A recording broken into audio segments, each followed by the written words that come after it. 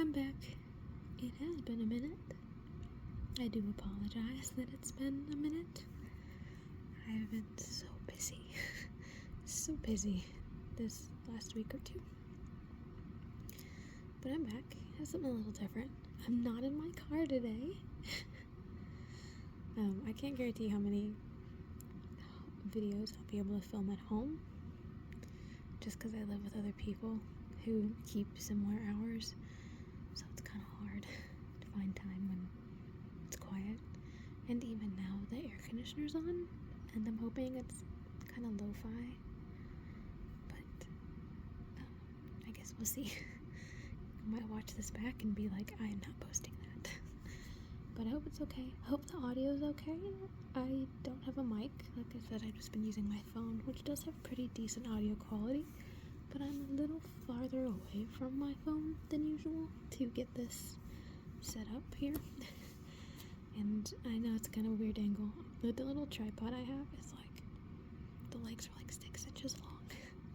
It's not very tall, and it's not very sturdy. So I put my phone in this little tripod, and it just wants to topple over, and it's not great. It wants to tilt every once in a while, just doing its own thing. But anyway, let's get on with it. I do have some water. I do not like chewing noises or drinking noises. I like mouth sounds to a degree, like a clicky kind of noise. Or if someone's like sucking on a cough drop or something like that, it's fine. But I myself, I really don't like eating sounds or things like that. So I hope I don't annoy anyone else with drinking noises, but I am a water fiend. I can drink probably a gallon plus a day just because I love water. I don't like flavored drinks. I don't like sodas and things like that. I don't like sugary drinks. So like water, that's my jam. And anyway, let's get on with what we've got today. This is Secrets of the National Parks by National Geographic. I am a huge fan of the national parks. I went to work for them one day. So I have a ton of these books about the national parks, things to do in them, their history, stuff like that. And this is the one that I take with me typically when I go to national parks. I'm, of course, like I said, I'm in the South, so I typically stick to those. But you'll see which pages are bookmarked and which ones are not. But one day I do hope to visit all of them. Oh, what is it, 49? I think it's 49. I do want to visit all of them. Like I said, I want to work in them. I want that to be my job. But so here we have Secrets of the National Parks, the expert's guide to the best experiences beyond the tourist trail. That's the kind of thing I'm interested in. Down here, we have 350 tips from local experts, best places to see wildlife, undiscovered scenic spots, easy trails and walks. And if you're like me, you can tell this is a hardcover. This does have a jacket. I love taking the jackets off of hardcover books to see what the cover looks like. This one's kind of disappointing. It's just the same. It's exactly the same. National Geographic did not get the memo that they need to make it unique, but that's okay. On the inside panel, I have some stuff stuck away here. I do have a little pointer. This is actually a hairpin, but I think it's pretty good for pointing. I can't really adjust this very well, but I will read the stuff down here for you all. There you can kind of see them. Featured parks. In the east, we have Acadia, Shenandoah, Great Smoky Mountains, Biscayne, and the Everglades. In the east, I mean, yeah, it's east, but I would say very south. But okay. Southwest and the Rockies. We have Big Bend, Petrified Forest, Grand Canyon, Bryce Canyon, Zion, Capitol Reef, Mesa Verde, Canyonlands, Arches, Rocky Mountain, Wind Cave, Badlands, Theodore Roosevelt, Yellowstone, Grand Teton, and Glacier. And the Pacific Rim, we have Mount Rainier, Olympic, Crater Lake, Redwood, Yosemite, Sequoia, Death Valley, Joshua Tree, Channel Islands, Hawaii volcanoes, and I'm not sure how to pronounce that. And if anybody does know Hawaiian, please tell me. Haleakala, maybe? And this book, I do believe, was published before, what was it, 2019, 2020, 2021? Somewhere in there we did get another national park, but this isn't all of them. This is not all of the national parks. There are others. But these ones are like the featured, like the 32 featured ones that like are the most popular. Because there are plenty up in Alaska that they're just so far off the beaten path that people just can't get to them unless you're like really dedicated. So tucked in the cover here, I have, like I said, I took this book with me whenever I go on vacations. So here we have the Cades Cove tour book. It is $1.25. I do remember when this used to just be $1. The book really has not changed, but I do remember when this used to be just $1. And you donate that, and then you take one. At the front entrance of Cades Cove. If you've ever been to Cades Cove, please let me know. I love Cades Cove. I could live there. If they let people live there, I would live there. It's just, I don't know, something about the Appalachian Mountains just has my whole heart. And really, I don't have any connection to the Appalachian Mountains. I just enjoy them. But this is actually from the Great Smoky Mountains Association with the National Park Service. And as you can see there, the copyright dates, it's a little outdated, I guess. Not even outdated. There's just not much to update. They don't make many discoveries at Cades Cove. They probably just update the statistics about bears and things because the Cades Cove has not changed in all of the years that it has been around. We'll leave that to the side. Underneath it, I have a mountain geology book. This is like a free pamphlet or like $1 or something that you could get at like one of the Smoky Mountain Visitor Centers. I love geology. I'm actually in college for geology. I'm getting my geology degree right now, and I love it. It is absolutely fascinating to me.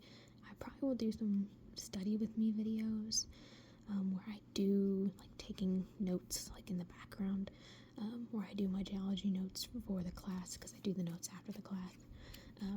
But this is just a really cool, I don't know if I can unfold it. Yes, $1. I don't think I can unfold it because it is a huge fold out. But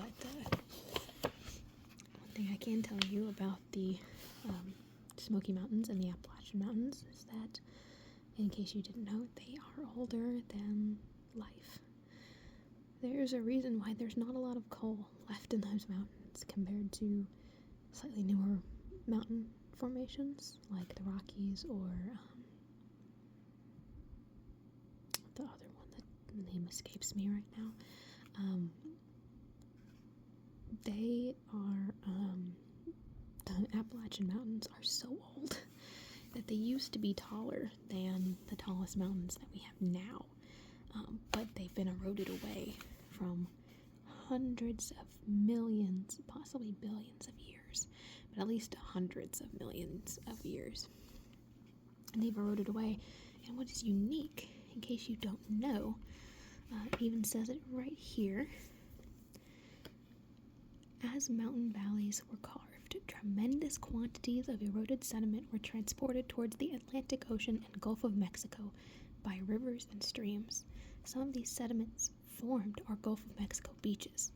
So if you ever go to Florida, or if you, okay, let me say this, if you go to the Gulf of Mexico and you go to Florida, because it's like the Gulf of Mexico's like this. You have Florida over here, and then over on this you got Mississippi and Louisiana, and then you have Texas, the Gulf part of Texas, and then it fades into Mexico and Central America. In the Gulf, if you go to the beaches on the Florida Panhandle and all the way down and around it to Key West, those beaches look like, my mother always said, sugar. They are white, sandy beaches. That's what people think about, I think, when they think of beaches, at least if you live here in the eastern half of the United States, like I do. But if you go further west, like to that corner, that Gulf bend of Texas and Louisiana and Mississippi, you're going to get darker sand. If you go all the way west to California, to the Pacific Ocean, to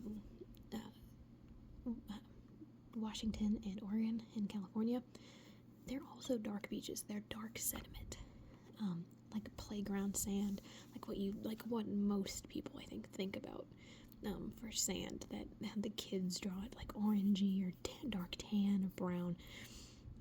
That is because those beaches are made up of pieces of microscopic or very, very, very tiny pieces of shells, stones, detritus, fish bones, things like that. Things that have been tumbled and broken apart, and they're just teeny tiny. So when you look at them under a microscope, some of them are teeny tiny shells, and others are fragments of shells or dirt and rocks and things. And that's not to say that those don't exist too in the Florida Panhandle beaches and on the eastern side of the Gulf of Mexico beaches. But it's mostly going to be this very glittery white sand, and that is because the Appalachian Mountains are mostly quartz, like the crystal quartz. It's the second most abundant mineral on our planet is quartz, and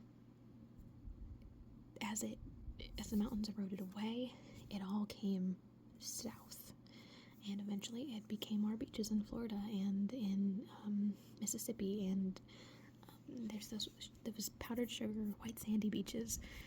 And one thing I learned growing up, because we always went to Florida a lot growing up, you have to put, even if you wear swim trunks or shorts, if you're going to walk on the beach during the day, you have to put sunscreen all the way up the back of your legs, all the way up under your swimsuit even, because if you're walking around all day, that sand will reflect the sun back up at you. And that's because things that are lighter in color, like snow or white sand, have higher albedo, that's what it's called, which means they reflect the vast majority of the sun rays. The higher the albedo, the more sun rays it reflects back into outer space. Whereas if you go to California, where they have the dark sandy beaches, or the Gulf side of Texas, where it's dark sand that's made up of all kinds of things and not just quartz, you won't get a sunburn on your butt if you walk around all day in shorts and don't put on sunscreen. It's just going to be from the top down. But I've rambled enough. Let's get going. And you can probably hear the air conditioner kick back on. I hope it's not too loud. So we have over 262 pages in here, and we are separated here by the East, Southwest, and the Rockies, the Pacific Rim, and then more state park secrets. And this features probably about the rest of the national parks, but these are the main 32 that, like I said, people can get to out of the 49. And I actually think when this one was made, I think that was the point I was going to make.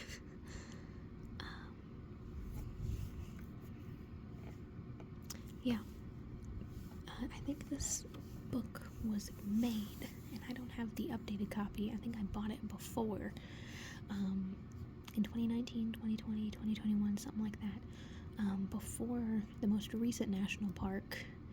I cannot remember what it's called. Something River Gorge. I cannot remember, but it's in West Virginia, and I've actually been there to the gorge before it was, like, a few years before it was a national park. reduction. This is Manzanita Lake, Lassen Volcano National Park. It's pretty. Rainbow over the lake. Here is a map of the United States and all the national parks in it. As you can see, there's not a lot going on in the east. Not a lot going on here. We do our best out here on the eastern half. But a lot of it's out west. Because there's some crazy geology out there. Crazy formations. But that's because this half of the United States is newer, and so a lot of these things are relatively new compared to this part of the United States.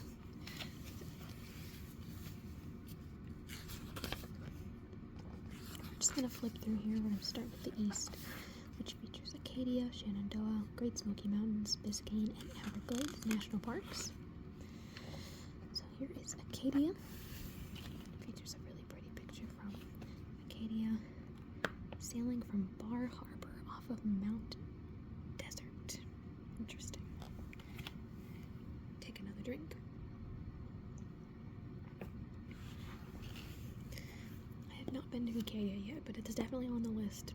And of course, it's in the Northeast, so I want to go in the fall.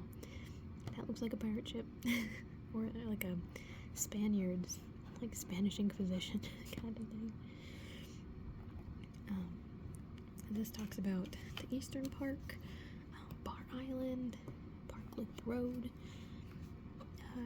They apparently have a year-round visitor center, so you can come any time of the year. And then they have 2 seasonal visitor centers, which will probably be, of course, during peak season. Here's a map of Acadia. It is Island National Park. It's just beautiful. And then we have a white-tailed deer, which is the most common deer in the United States. Our third point out here is Jordan Pond. We have more pictures here. Bass Harbor Dock, Mount Desert Island. It has a bunch of buoys on it. Interesting. The fourth place they point out is Cadillac Mountain. That sounds very interesting. I'd like to go to that. It is 1,530 feet tall, which is very tall, but it is so short compared to some of the mountains out west. Carriage roads, interesting. Wide unpaved paths on which motor vehicles are banned, and walkers, bicyclists, horseback riders, skiers, and yes, carriages. Well, that would be neat to do. I'd like to do that. Take a carriage through it in the fall or in the winter. They might not do it in the winter. Parkman Mountain, Amphitheater Loop, and now we move on to the quiet side. Local intelligence. Different sort of wildlife can be found along the rocky shore of Mount Desert Island, a type that many visitors overlook. Pink granite. I love granite. Granite is an igneous rock. Talks about low tide spots on the island. Oh, that's cool. You can find all kinds of stuff in tide pools. That would be very neat. Here's a quote from an interpreter at Acadia. Because of Acadia's location, it's one of the few places along the East Coast where you can actually see the Milky Way and other nighttime sights that are being lost to light pollution in other spots. She's right. I live out in the middle of nowhere and I still cannot see the Milky Way fully. I still cannot see every star in the sky.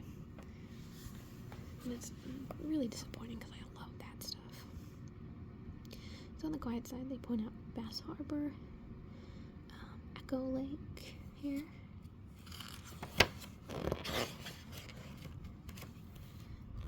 The Beach Cliff Trails and the Perpendicular Trail. Interesting. Pretty picture. Morning fog above an autumn forest. That's what I think of when I think of fall.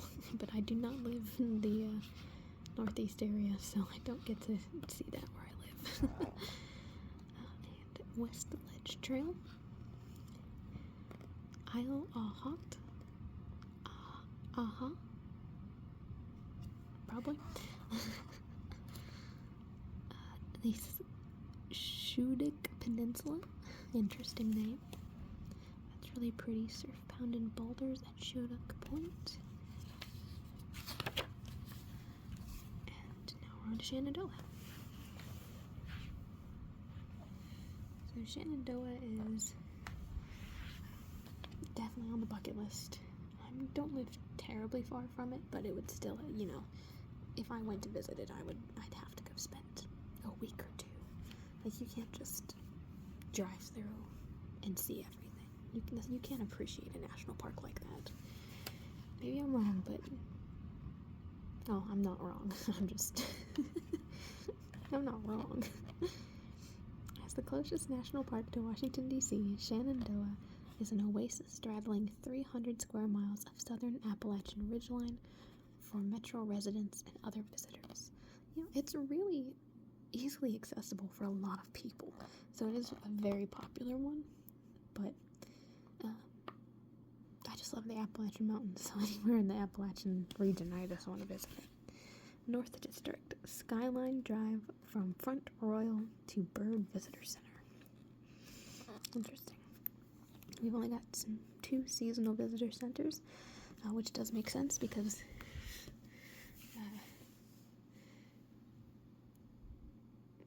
lost my train of thought. I'm sorry.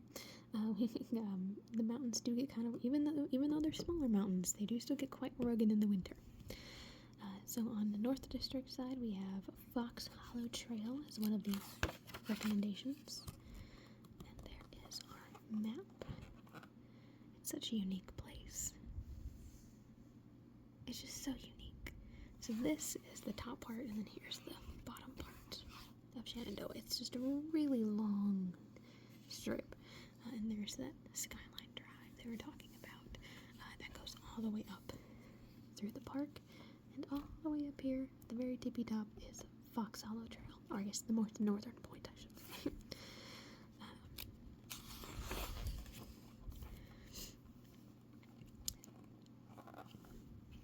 There is an eastern tiger swallowtail, Central District, Thornton Gap to Swift Run Gap, Stony Man to Spittier Knoll overlooks. Interesting. That looks very pretty in the big meadow. Here we have Jones Run Falls. That would definitely be a sight to see. Local intelligence says, experience the park like a local by choosing the trails less traveled. That goes for everybody. Choose the trails less traveled, especially in a place like the Appalachian Mountains. In a national park, really, you just can't go wrong. Lewis Mountain Inn Campground.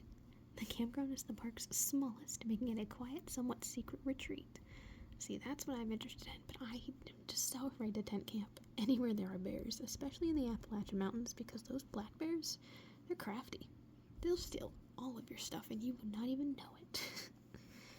South District, Rockfish Gap, and North. And now we're on to the Great Smoky Mountains. And as you can see, this one I tabbed because I took it for my Smoky Mountains trip earlier this year. This is the view from Klingman's Dome, which is the tallest point in the park.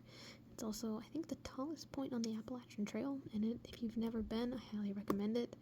But Klingman's Dome is quite literally a lookout tower that you climb up. You hike up part of the mountain, kind of, too.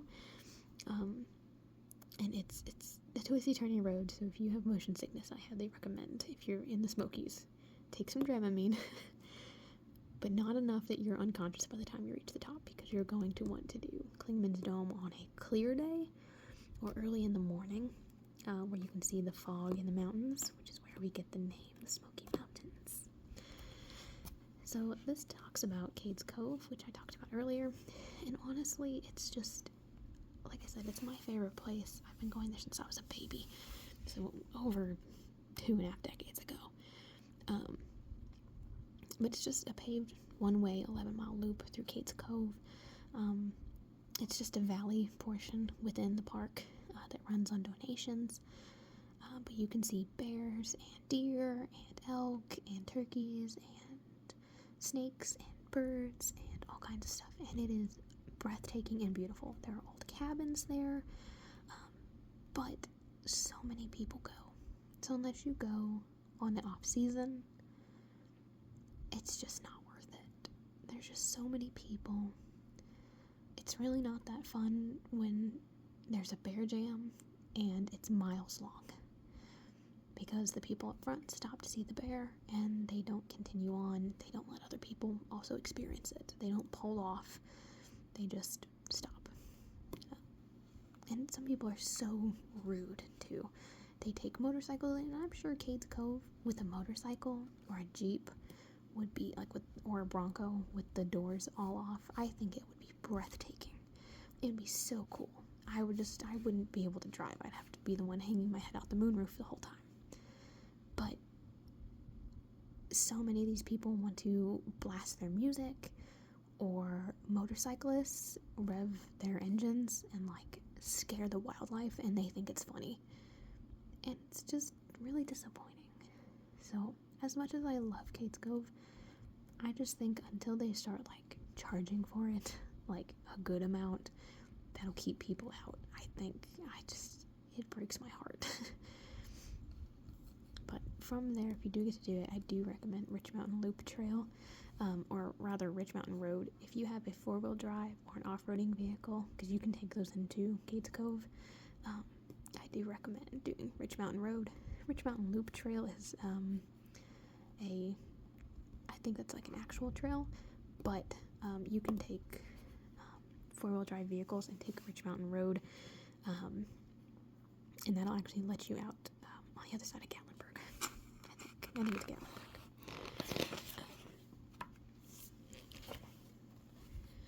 So here's our map of the Great Smoky Mountains.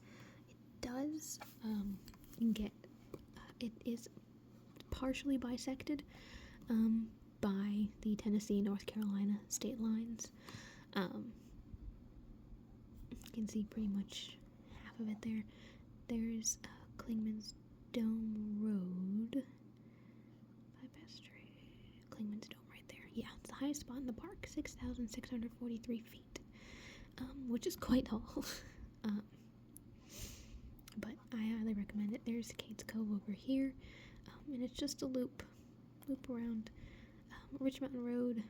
That takes you over to Townsend. That's what is the other side of Townsend. Gatlinburg's over here. But if you can go in the winter, but do beware, they do have to close some roads during the winter. But if you can go in the winter or early spring or late fall, best times to go, because there's not that many people, and that's when you can go to Cades Cove and see mama's bears and baby bears fattening up for the winter and things like that. Yeah, here it is, Rich Mountain Road. That's what I'm talking about. We rented a Jeep and did it, but this past spring, my partner and we took his Bronco, and we went and drove it, or I drove it rather, and I had a great time. I didn't tell him what we're getting into, so he did not have too great of a time. I'm kidding. He was more entertained, I think, with how entertained I was. But he has motion sickness, so being on this very twisty-turny, one-way mountain ridge road that is just gravel, I did not warn him about it, so that's on me. So even though we were going very slow, the poor guy his motion sickness was not letting him have fun. I had a great time, though. I don't have motion sickness. Roaring Fork Motor Nature Trail, that's a fun one too. I just don't usually see many animals on there. I used to, but it is literally right in Gatlinburg, and I just think there's just too many people now for the animals to be hidden away in this little oasis. But there is some historic stuff there. I think it says historic log cabins, and of course it is the Great Smoky Mountains are old growth forest, which is just beautiful. You found Gap Road. That's a pretty important road. You'll be on it if you go and visit the park.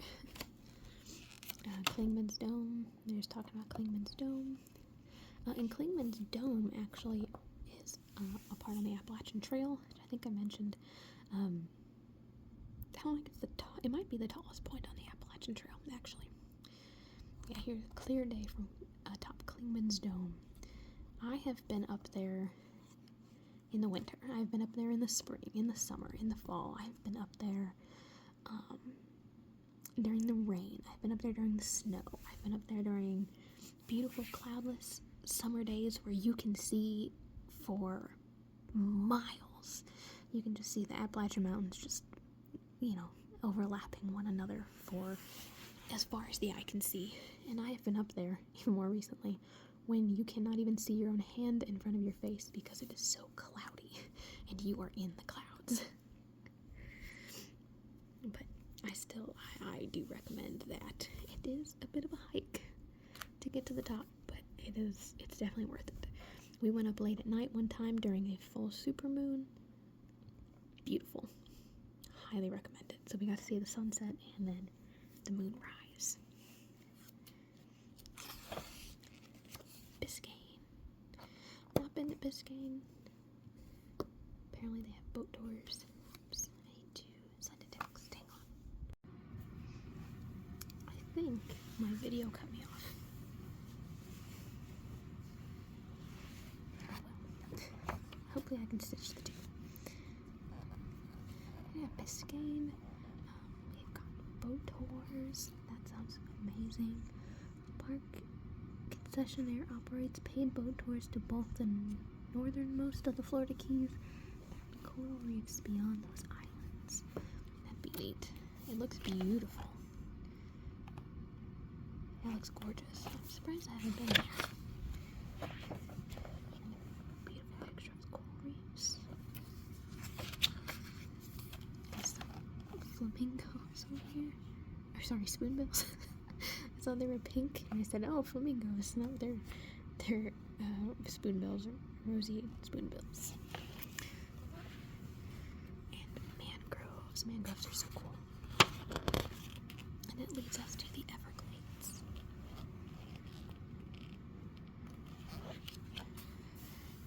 So the Everglades is a huge national park in southern Florida. There's so much going on there. It's huge. It's amazing.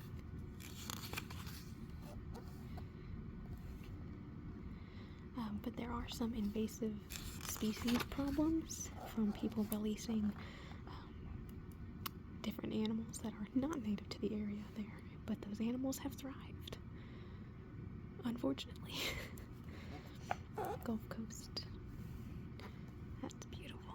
Aerial view of the 10,000 islands. Gosh, that looks beautiful. Southwest and the Rockies. We have Big Bend. I've not been very far west.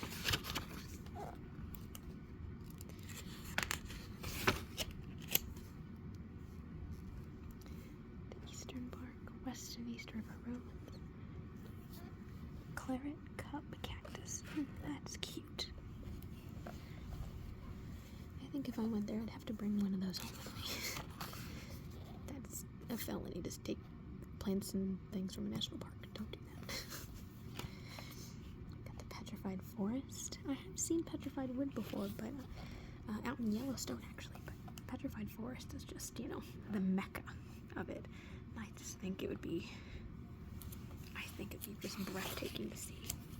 It's very squared off, as you can see, as a lot of territories out west are.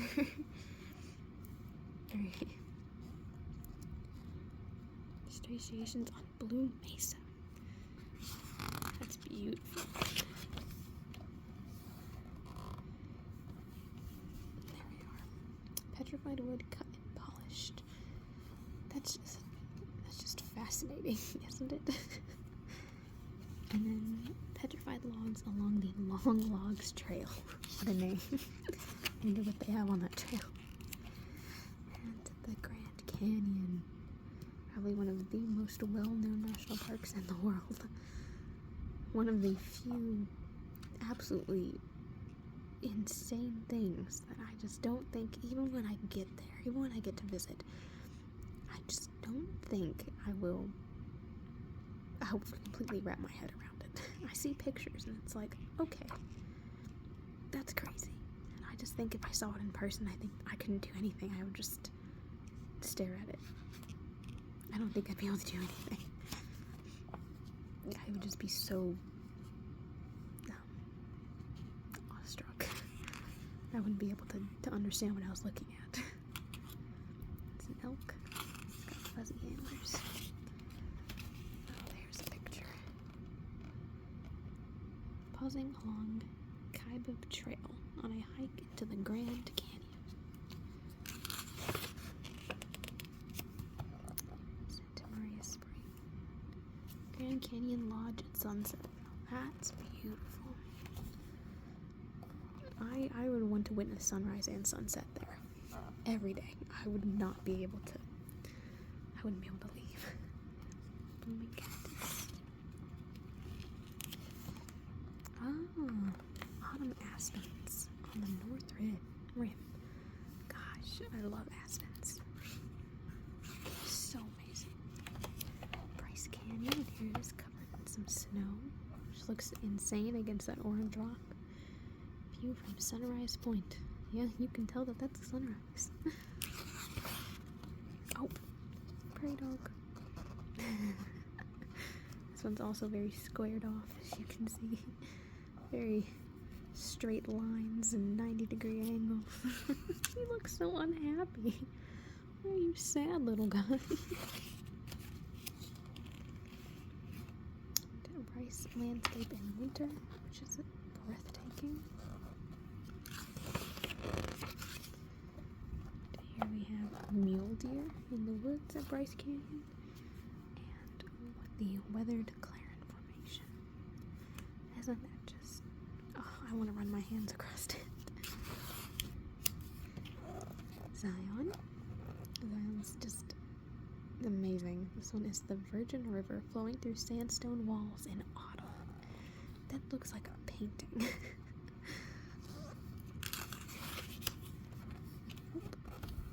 Here are some bighorn sheep. Sorry if I'm going a little fast. I just kind of realized I was taking too long talking about nothing. Hikers on Angel's Landing.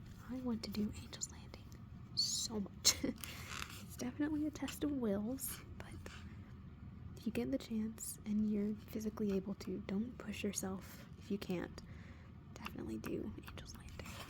Look it up if you're unfamiliar, though. You definitely have to be brave. Ponderosa Pine at the base of Checkerboard Mesa. Isn't that crazy? My gosh. Capitol Reef. It's beautiful. Water Pocket Fold at Panorama Point. Yeah, I wonder why they call it Panorama Point. Look at that, how reflective that is.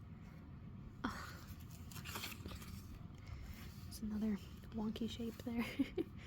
Grand Staircase Escalante, which is staircase. National Monument. There is sunflowers and buttes. Very pretty. 133-foot Hickman Bridge at Natural Arch. Just so neat. And the sun shining through it. I could look at that all day. And there's another beautiful one. Temple of the Sun Monolith. I don't know what I'd do with myself if I saw that in person. Mesa Verde. Very... okay, the Oud Mountain Reservation. That's neat. So this kind of goes into their reservation. Interesting. Spruce Tree House reconstructed Kiva.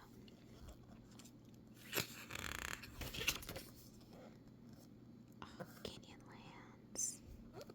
As if we don't have enough canyons. Canyonlands. Canyon walls of It's just every square inch of it is just fascinating. Yeah, here it is. Your jaw just drops at the sudden appearance of the canyons below. Like I said, like everything out west, very sharp, flat lines and 90-degree angles. And look at this guy posing. Canyonland's resident lizard.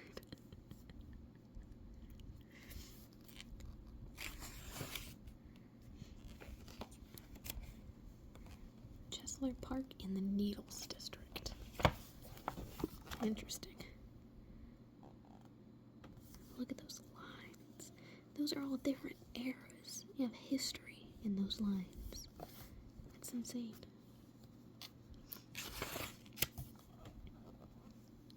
The Colorado River near Spanish Bottom. Look at how it's like glass. Gosh. Arches. Oh, look at that. We have Ute petroglyphs at Wolf Ranch. That's so fascinating. Delicate arch landscape. It's an arch. It's just crazy how some of them formed like an arch and others just formed like buttes, plateaus.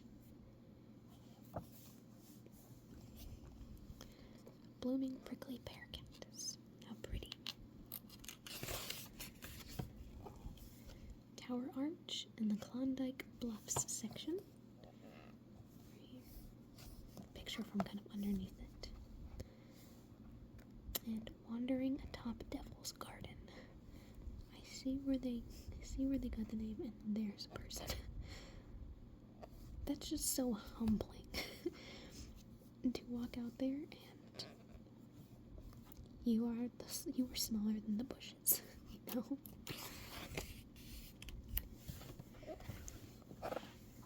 Rocky Mountain. I have been to Rocky Mountain. I was brief. It was only overnight. Got to explore it a little bit during the day, but we couldn't stay long. But that definitely captured my heart. It's just beautiful. I didn't get to experience it in the fall either. But, yellow-bellied marmot. Marmots are crazy. They will eat your car. They will eat your car.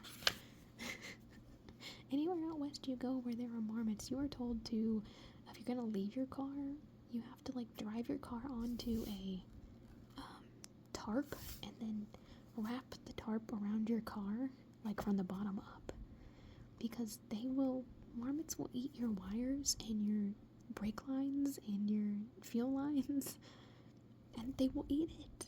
They won't, they only take a nibble because they're like curious. But they never learned their lesson. They would go snapping brake lines on every car just because they wanted a little nibble. But once they tasted it, they'd be like, yeah, that's really gross. But next time you get in your car, you're not even getting to put it into drive. It's hilarious. These guys are vicious. Like, they look kind of cute, but like, look at that. It's the face of evil. Look at those eyes. He's going to cut your brake lines. Here is Bear Lake in autumn. And headwaters of the Colorado River. Kawanichi Valley. That's so interesting. Wind Cave. Awfully flat, open prairie out here. Sunset on giant thundercloud over Wind Cave's open prairie. Yeah, it's South Dakota. Yeah, you can tell. That's out west. That's the Midwest-ish. That's the area I grew up. That's what all the land looked like. It was either prairie or it was cornfield.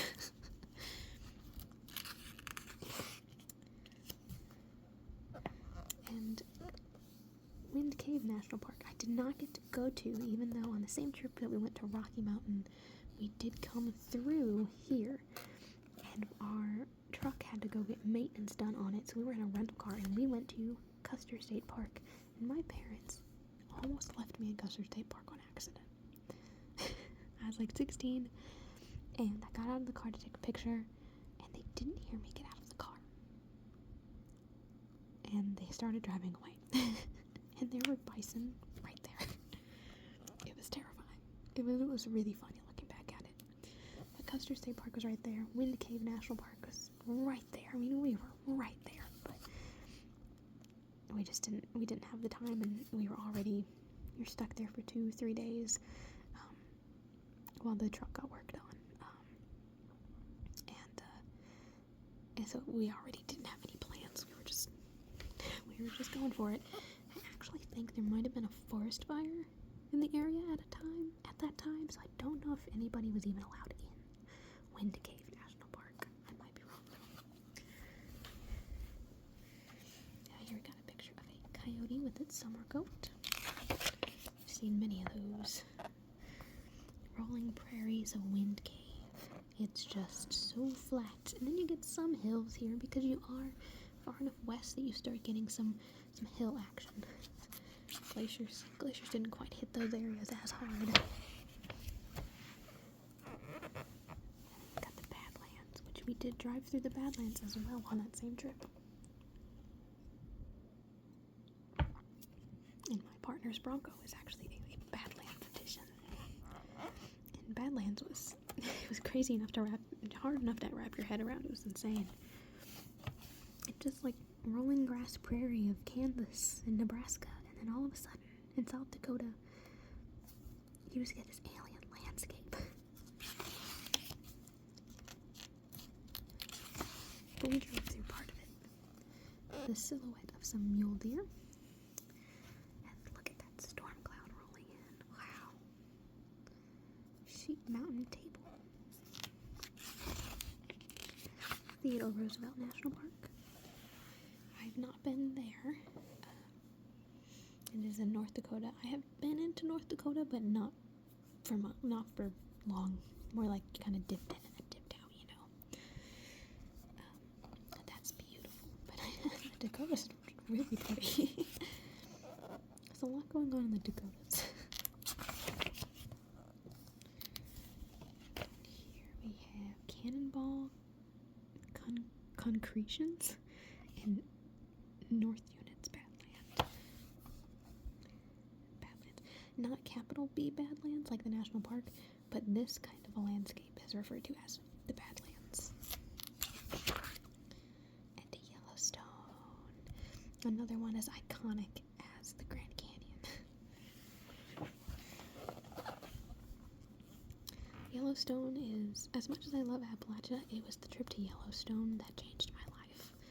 That's the same one where we saw the Badlands and Custer State Park and Rocky Mountain. That was all the same trip, the same road trip. Yellowstone was the ultimate destination. Everything else was kind of extra.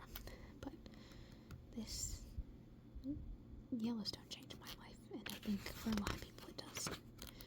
That's when I decided I want to work in the National Park Service, and I need to know more about why our planet does this. It's crazy. This is the part of the Grand Prismatic. This is the Chromatic Springs, and this is near the Upper Geyser Basin. And then you have two young bear cubs here playing in the wildflowers. I didn't even get to see all of Yellowstone. We were there for nearly a week, and we didn't get to see everything. But what I did see has stuck with me for the last 10 years and has absolutely changed my life. And that was when I realized what I wanted to do. And I didn't quite believe that I could do it, so I got a little lost. But I'm back on track now, and 10 years later, I'm finally pursuing the dream that this national park, along with the others I got to see at the time, the Smokies, the Rockies, the Badlands, they encouraged me, and they made me who I am today. Here is the Grand Canyon of Yellowstone waterfall. I have pictures of that on my phone, very old pictures now. And here is a lone geyser on Yellowstone Lake. And that water is just so... it looks insane, it looks fake. It's so bright blue. Got some bison butting their heads. There's so many bison down there. Here are some aspen changing their leaves. And Grand Teton, that was also on it because Grand Teton butts right up against Yellowstone. So we also went there, and for probably about the last 10 years, my lock screen was a picture of the Grand Teton Mountains, specifically the Grand Teton. And here's a large herd of elk, the Tetons in the background. Probably my favorite fact about the Grand Tetons is that it was named by some French explorers. Grand meaning big, of course, and Tetons meaning breast. So I don't know what YouTube censors will or won't pick up on. So I think it is funny that we continue to call it the Grand Tetons when I'm not entirely sure that that's how they say it in French, but you know. Here is Jackson Lake with Grand Tetons and Mount Moran, with the Grand Teton and Mount Moran in the background. Grand Teton and Mount Moran. We have reflections at sunrise at Jenny Lake. Jenny Lake is, I love it. And along the Lupine Meadow Trail. And now we're to Glacier, which we wanted to go to but couldn't make happen. Going to the Sun Road, that is a must. Glacier is another one that'll change your life. Blackfeet Indian Reservations right next door. And there is remnants of the vanishing Grinnell Glacier. It's really sad that it is melting, especially as fast as it is now, thanks to climate change. So I do want to get up there in the next year or two, but it's just so hard to make that work, you know. Here we have stunning sunset over Two Medicine Lake. Look at that, how still and reflective that water is. And we have Waterton Lakes in the fall. My jaw would be just on the floor the whole time. The Pacific Rim. Starfish. Rainier is in Washington.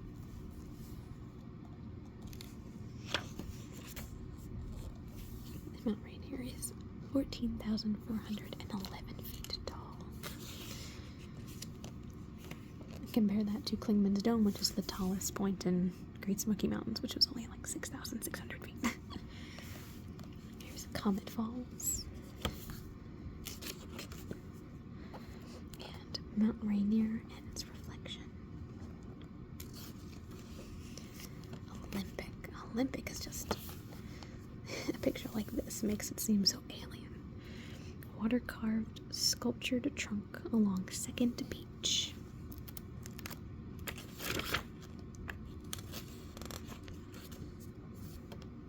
Here are some petroglyphs along the park's Pacific coast. Look at the fish petroglyph. I love that. That's so cute.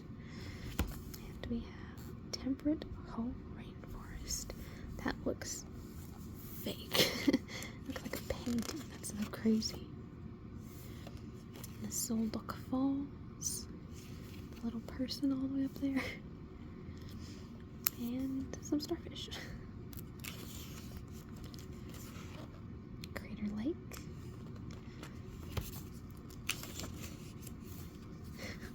Boop. Thriving summer fireweed. Isn't that gorgeous? We don't have anything like that out here, I don't think. Wizard Island, free of its snowy veil. And Pumice Desert. Pumice is a volcanic stone. It's very porous. Redwood. A tagged northern spotted owl among the redwoods. I love owls. Probably my favorite bird is the owls. Are owls. One of my favorite birds is owls. I don't know how that sentence is trying to come out. We have hiking in Fern Canyon, there's a person. Once again, humbling. And Yosemite, which butts up against Redwood. The Milky Way from Olmsted Point. Once again, humbling. If I saw that with my own 2 eyes, I think I'd be a changed person. And here we have a brown bear climbing a tree. Looks like in the fall. Oh, there it is, Half Dome. If I'm not mistaken, Half Dome is actually the inside of a long-cooled, long-gone volcano. Like, this was the magma in it, and it cooled, and the volcano part eroded around it, and this is what remains because cooled magma and cooled lava rocks, so igneous rocks, are much denser than sedimentary or metamorphic rocks. Maybe I'll do a video on the rock cycle. Really hammer it home in my brain too if I teach you guys the rock cycle. A deer in a wildflower field. I think if I took a picture of that, I'd have to make that my phone background, because that would be like the highest point in my life. Not graduating high school, not getting my first degree, not getting my second degree. No. That picture, if I took that. Vernal fall.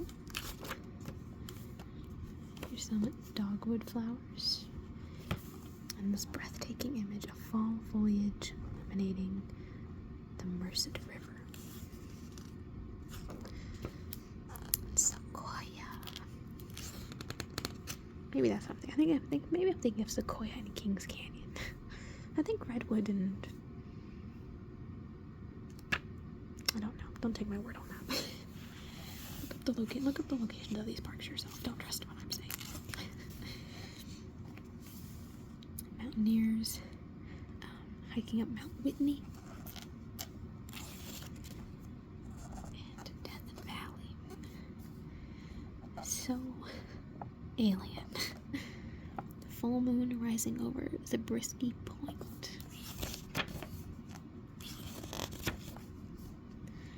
Down here we have aerial view of Ubebe Crater.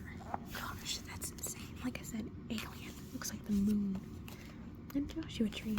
If you've ever heard of the band U2, if you've ever listened to U2, Joshua Tree, one of their best albums, hands down. I got to see them perform it in concert for the anniversary of it. Highly recommend. We have Barker Dam. Looks like it's sunset. That's beautiful. All the high peaks.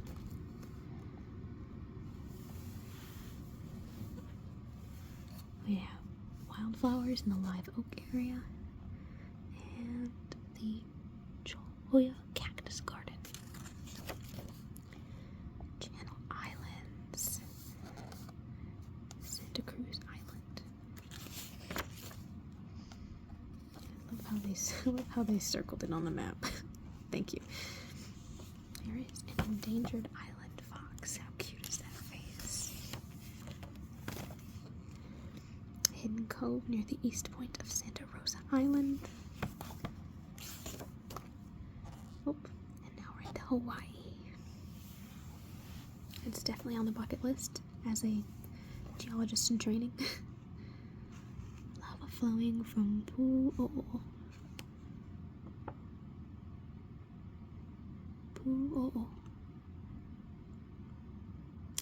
I'm going to have to look up these indigenous pronunciations, because the indigenous Hawaiian and indigenous American languages are just fascinating. And I knew some of them, but I like with the East Coast ones, not like the West Coast ones.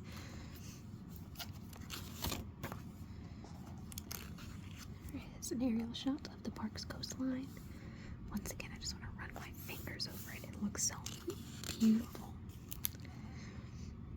And here's the Milky Way over Haleakala Crater at Haleakala National Park. Please tell me if I'm pronouncing that wrong, if you know how to pronounce it.